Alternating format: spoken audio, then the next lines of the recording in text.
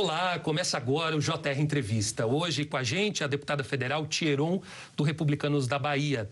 A deputada assumiu a Secretaria da Mulher e está na Comissão de Finanças e Tributação e também na Comissão de Ciência e Tecnologia. Ela assumiu como suplente em março, no lugar do deputado João Roma, que assumiu o Ministério da Cidadania. Deputada, seja muito bem-vinda aqui ao JR Entrevista, é um prazer recebê-la. Obrigada, Alessandro, eu agradeço pelo convite, de verdade. Parabéns aí pelo programa Líder de Audiência. Cumprimentar muito respeitosamente a direção dessa casa, que eu tenho muito carinho. Vamos começar falando de um projeto da senhora que é muito importante. Ele endurece penas, para violência contra a criança. Também é a lei conhecida, o projeto de lei conhecido como Lei Henri Borel. Queria que a senhora falasse um pouquinho dessa lei para a gente. Essa é uma lei que agrava todos os institutos de pena e de reclusão para aqueles que deveriam ter a responsabilidade de dar a garantia de segurança, educação, entretenimento.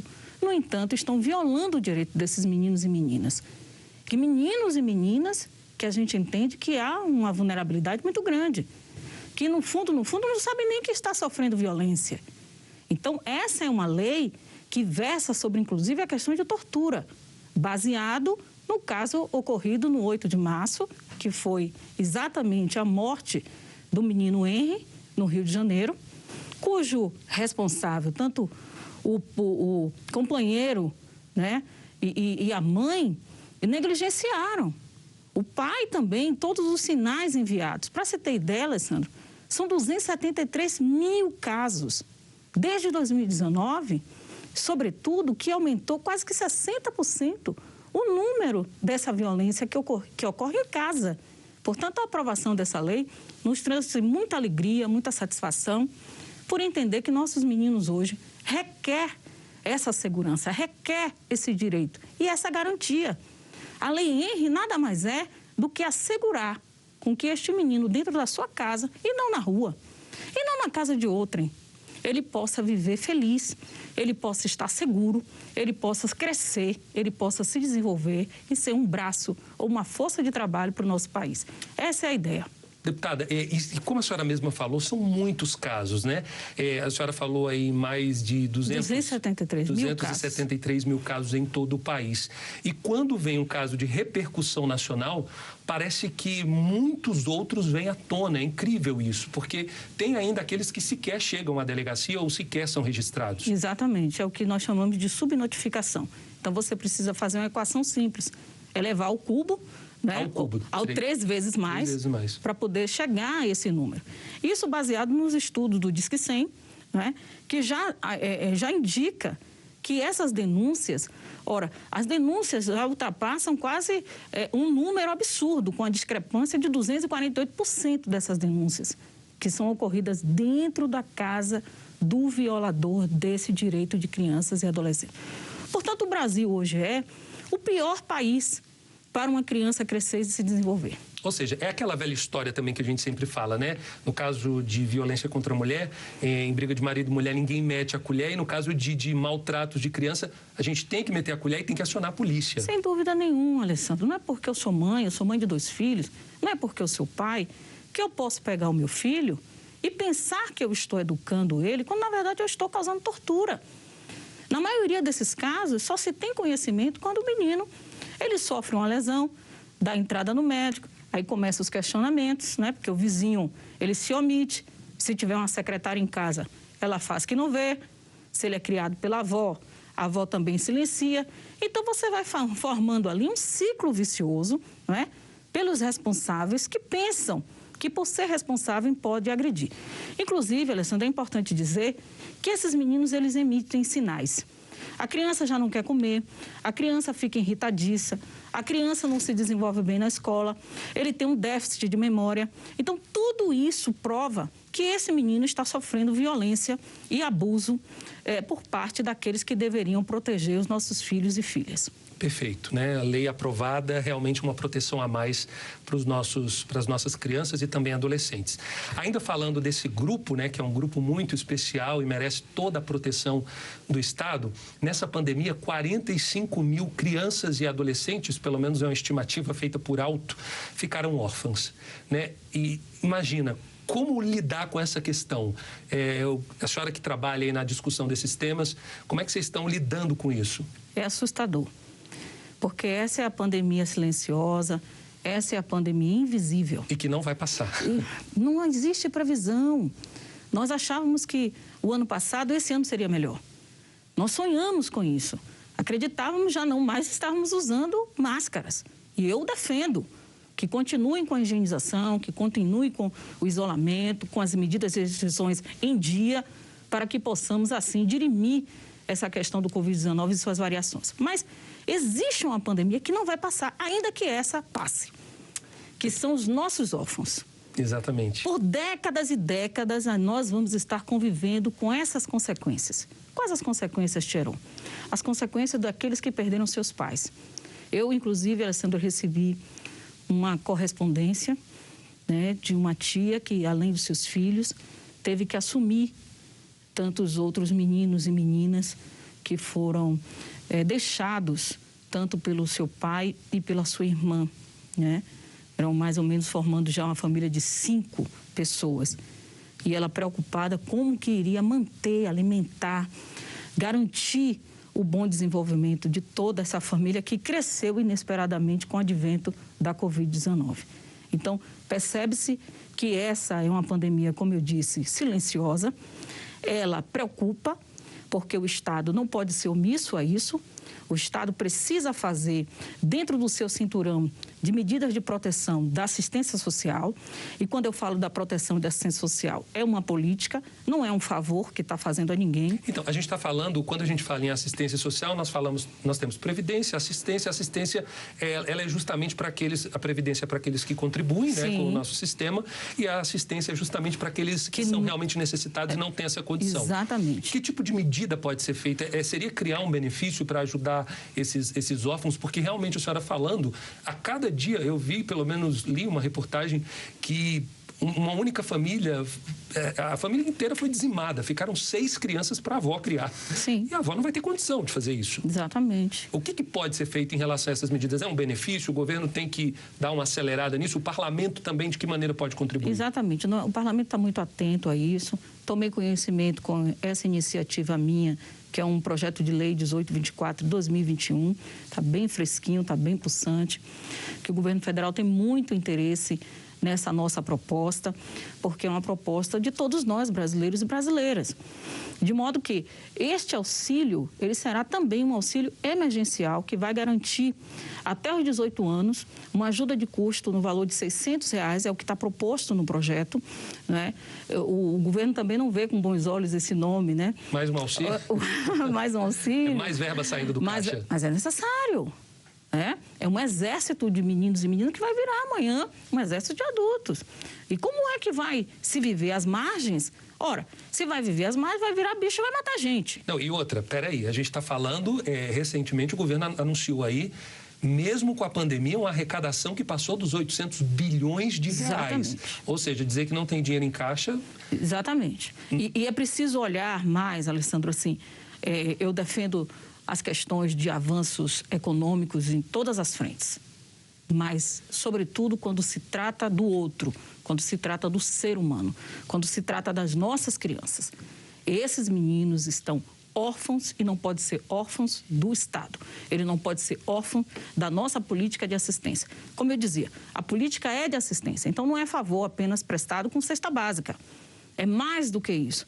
É fazer com que haja um acompanhamento psicológico, um acompanhamento emocional, um acompanhamento educacional, que tudo isso vai servir de critérios para que essa criança órfã, tanto do Covid-19, bem como o advento da violência doméstica familiar e intrafamiliar, que agravou, houve uma escalada, né, sobre essa questão desse momento pandêmico, de modo que nós temos aí 2 fusões. A senhora acha que houve uma escalada ou, na verdade, ficou mais evidente por conta da pandemia? Escalada. Aumentou, então? Sem dúvidas. Aumentou porque o indivíduo sem emprego é um indivíduo sem dignidade.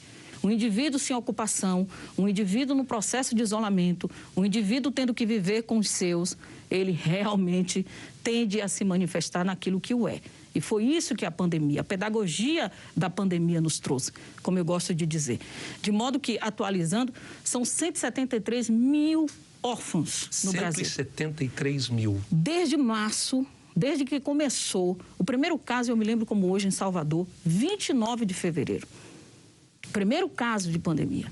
Salvador já estava dentro dessa estatística de morte deixando órfãos.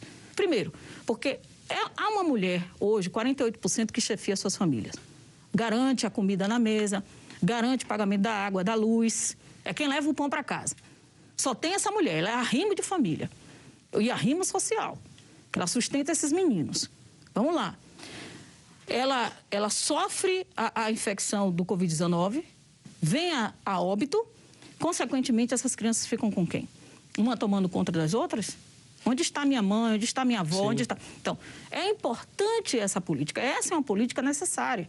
Por isso, a minha luta com o projeto 1824 de 2021, para que haja um amparo. Essas famílias já estão cadastradas no Cadastro Único, né, conhecido como Cadastro Único, onde ela vai receber o NIS, que é um núcleo, é um número, né, de índice social, onde já indica a sua identificação social. Essa pessoa, já dentro do Cadastro Único, ela já está também através do pagamento do Bolsa Família e, consequentemente, agora pelo PPCOV, como nós estamos chamando, que é o programa de proteção às crianças e adolescentes órfãos do Covid-19 e da violência doméstica familiar. Ou seja, a burocracia já está resolvida, é só liberar o dinheiro porque elas já estão identificadas, né? Exatamente. 173 mil órfãos. Olha, e você pode assistir ao JR Entrevista na Record News, às 10h40 da noite, no Portal R7, no Play Plus, no Jornal da Record, no JR 24 horas, à 00:30 e em todas as nossas redes sociais. Deputada, vamos mudar agora um pouquinho, ainda falando, né, de pandemia, mas vamos partir agora para a política. Nós estamos aí com um cenário em que a gente enxerga CPI, denúncia de compra de vacina, que foi comprada por um preço maior, menor, a gestão dessa pandemia. Como é que a senhora viu a gestão desde o início, tanto por parte do governo federal, dos estados, dos municípios? Olha, primeiro a imprensa tem um papel muito importante, eu quero agradecer muito, porque tem mostrado a nossa sociedade a necessidade de se manter e saber como é que o vírus ele contamina as pessoas. O papel da imprensa é necessário. O papel do governo. Nenhum governo estava preparado para essa questão de pandemia. Houve erros, houveram também alguns acertos, mas é preciso entender este momento. Basta olhar o que deu certo lá fora, fazer um paralelo e trazer para nós. É lamentável aqueles que fazem um palanque político em cima da morte, né, de cada um desses familiares. A senhora acha que está tendo isso, esse palanque? Olha, existe de tudo. A gente, quando pensa que viu tudo... Não viu nada. Não vimos nada, né? Existe aqueles que exploram, vê a possibilidade, inclusive, de se ganhar recursos através desse momento pandêmico. Então, esse é o maior desafio do governo. É pensar como dirimir todas essas questões. Eu vejo isso com muita preocupação. Eu espero de verdade em Deus que o ministro da Saúde, bem como o nosso presidente Jair Bolsonaro, possa ter aí uma atenção especial para esse momento que nós não temos previsão de quando vai passar e, se passar, quais são as consequências. É preciso fazer um planejamento estratégico em cima dessas mazelas e, sobretudo, do processo nacional de imunização. É preciso se pensar, porque essas imunizações dessas vacinas, elas não foram experimentadas, estão sendo experimentadas nos indivíduos. É por isso que ainda fica a indagação. Ora, eu fui vacinado, achava que estava tranquilo. A senhora acha que essa gestão da pandemia, ela ainda... Já estamos entrando nos eixos ou ainda falta muito? Falta, não é muito, mas falta questões eficazes, né? É preciso ter uma eficácia nesse fazer, nesse gerir. Essa gestão precisa ter uma eficácia. Perfeito. E quando eu falo da eficácia, é exatamente desse processo de imunização. São as vacinas. Uhum. Ora, não era mais para se ter óbito, apesar da queda, né? A queda desses óbitos, ela é notória, ela já é um fato, é uma realidade dos fatos, melhor dizendo. Entretanto, existe ainda aqueles que morrem mesmo vacinados, primeira e segunda dose. Sim. Aqueles que ainda estão escolhendo a vacina, porque há uma preocupação qual é a melhor e a mais eficaz, né? E aqueles que não querem tomar a vacina e não foram também voltar para tomar a segunda dose. Então, precisa gestão nisso? Claro que precisa gestão. E para gestão precisa ter um planejamento estratégico nesse sentido. Vamos mudar agora um pouquinho de assunto, falar de um tema que realmente está borbulhando, não só na Câmara, mas no país inteiro. Reforma tributária, tem mexido aí com vários setores. Como é que a senhora vê essa discussão da reforma tributária e qual seria a melhor reforma para o Brasil? Olha, a reforma tributária, ela é premente, ela já deveria ter vindo. E o Congresso está tendo aí uma intrepidez de colocar isso na mesa, de discutir, de debater e de falar.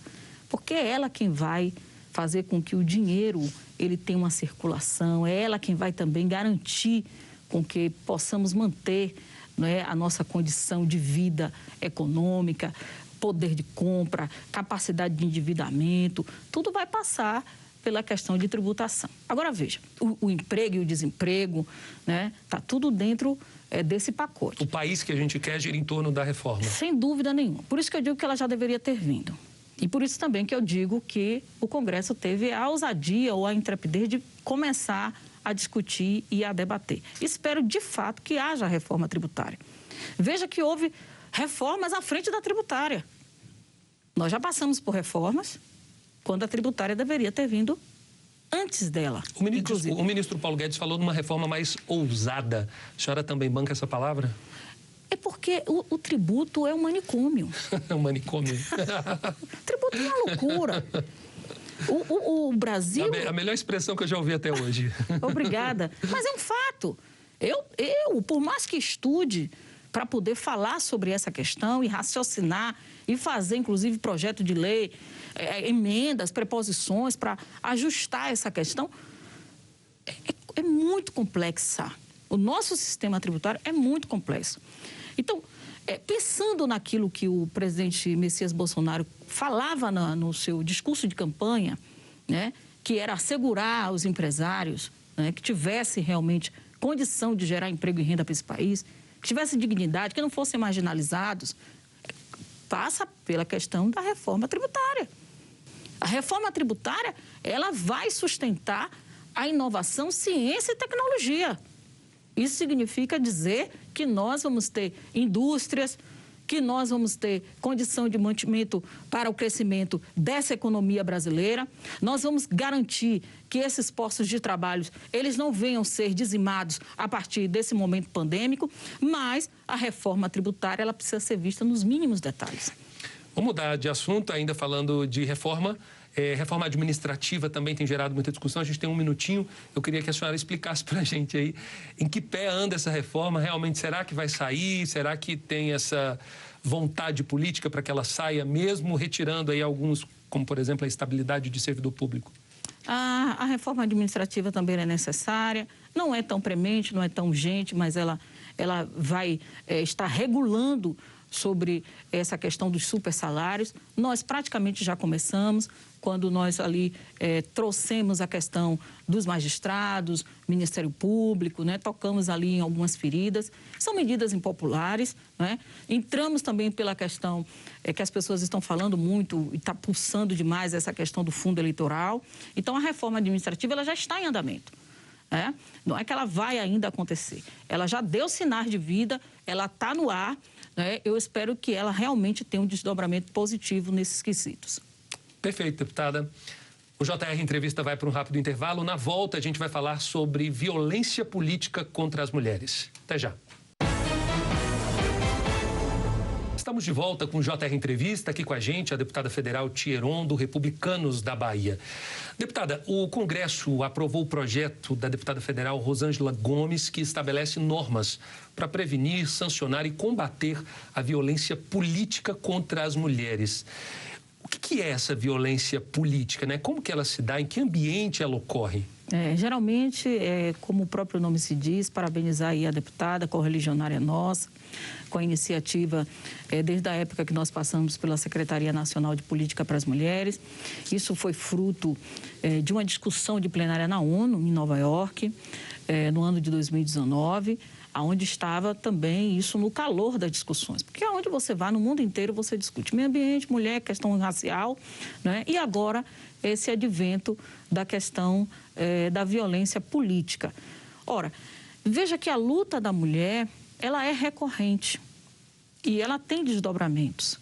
Quando essa mulher, ela sai do seu âmbito civil, cidadã, e ingressa nesses ambientes, a tendência é sofrer, a primeira coisa, misoginia.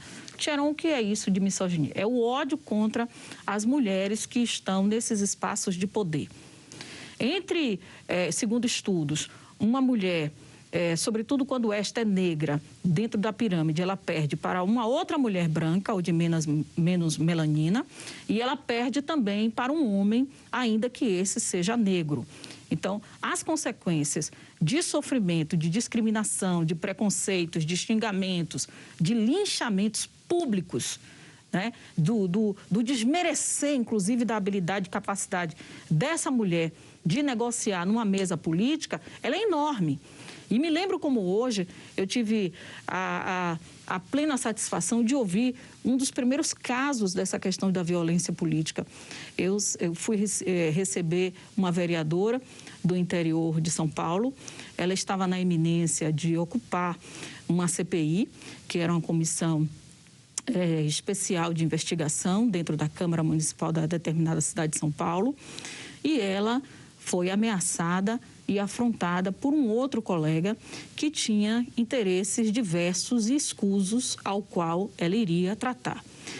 Estava no seu primeiro mandato e, Alessandro, isso eu falo de forma mais desacelerada, porque eu tenho o retrato da dor, da lágrima e da vergonha daquela vereadora. Veja que não é só uma mulher fortalecida, não é só uma autoridade constituída, não basta para essa sociedade. Que essa mulher seja uma senadora, que essa mulher seja uma governadora, uma prefeita, não é porque ela é uma deputada federal que ela está isenta nesse ambiente de sofrer ataques. Essa é uma questão que nós estamos tratando a partir desse projeto de lei. A senhora falou aí, eu rapidamente peguei meu celular porque eu tenho algumas informações que eu achei interessantíssimo. Dados divulgados pelo Fórum Brasileiro de Segurança Pública, eles apontam que as vítimas do feminicídio no Brasil são jovens, a grande maioria tem menos de 40 anos, mais de 60% eram mulheres negras. E fazendo as contas, em números absolutos, 1.350 mulheres foram assassinadas por condição de gênero, ou seja, morreram por serem mulheres. Exatamente. Isso é o que eu falei no início, é o ódio contra as mulheres, que é tecnicamente conhecido como a misoginia. Ela só parte do homem para com a mulher, ela não vem de um adolescente, ela não vem de uma mulher para com a outra, não é? E como que a senhora lida com isso? A senhora já está na carreira política aí um bom tempo. Mais de 20 anos e nenhuma mulher pode negar ou dizer que ela já não sofreu qualquer tipo de discriminação, de preconceito, de violação dos seus direitos. Nenhuma. E eu aqui não vou também negar e dizer que eu já não tenha sofrido. Você falou aí da questão racial. Mesmo na condição de deputada. Mesmo na condição de deputada. Por exemplo, é um fenômeno. Olha, por que a gente chama de fenômeno? Porque não respeita a classe social, não respeita as suas condições econômicas, né? Não importa onde você esteja, você vai sofrer todos esses tipos de violação. Você andando na rua à meia-noite, você é homem, ninguém nem vai olhar para você. Eu, enquanto mulher negra, se andar sozinha à meia-noite, seguramente eu vou ter, pelo menos ali, qualquer tipo de afronta. Isso é ser mulher. Isso colida com os dados que você trouxe aí e isso é uma preocupação muito grande do Congresso em relação a nós mulheres. Ok, deputada. E a gente vai para um rápido intervalo. No próximo bloco, vamos falar sobre o projeto que fixa em 10 dias o prazo para o pedido de vista nos tribunais. Até já. De volta com o JR Entrevista. Hoje a nossa convidada é a deputada federal Tcheron, do Republicanos da Bahia. Deputada, a gente está falando, né, o programa inteiro justamente dessa luta da mulher. Quais são os desafios da mulher lá no Congresso? Bom, os desafios, eles persistem, a bancada cresceu. Eu, quando entrei, tínhamos 54, hoje somos 79. E um dos desafios é ver como a mulher tem assento hoje em cadeiras importantes, como é a Comissão de Constituição e Justiça, que é o pulmão, a primeira via do Congresso Nacional, e depois a educação e tantas outras comissões importantes. Esse é o maior desafio, porque a mulher precisa provar o tempo inteiro que ela tem competência e habilidade, e nós estamos conseguindo.